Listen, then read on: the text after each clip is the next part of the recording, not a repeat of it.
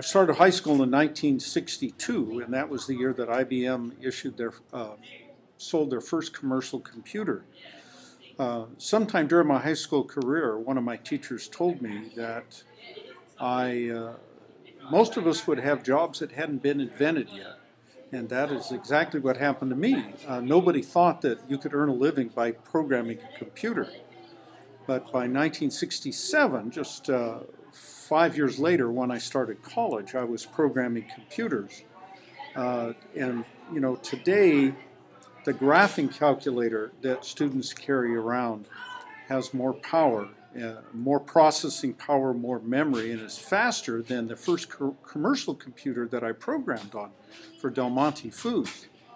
That was in 1973. It was a computer made by Singer, the company who made sewing machines. And they bought a Freedom calculator, came out with a computer. It filled about half this room. And like I said, now your graphing calculator has more power and more memory. So there's been a tremendous amount of changes. One of the things, of course, that no one could ever anticipate was the internet.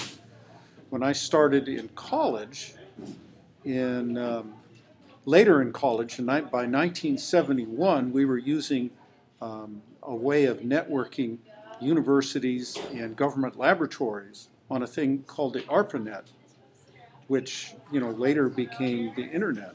But it was already pretty interesting because I could run jobs from Davis. I could run computer jobs on large number crunchers at the Lawrence Livermore Laboratory.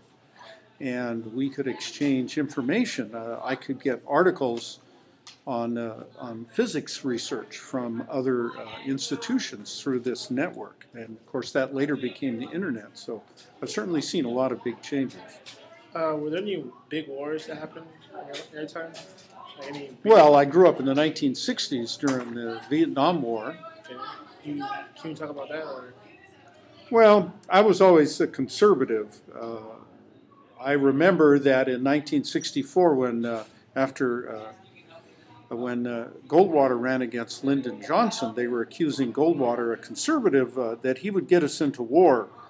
And they called him a warmonger and all these kinds of things. And the whole time, secretly during the election, President Lyndon Johnson was sending troops to Vietnam and bombing North Vietnam, all in secret. At the same time, accusing Goldwater of being the one who would get us into war, which of course Johnson later got us into the war. So the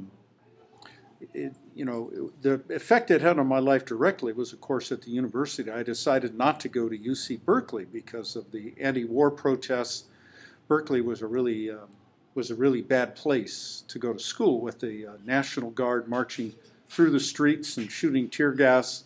So I went to UC Davis, where things were a lot quieter.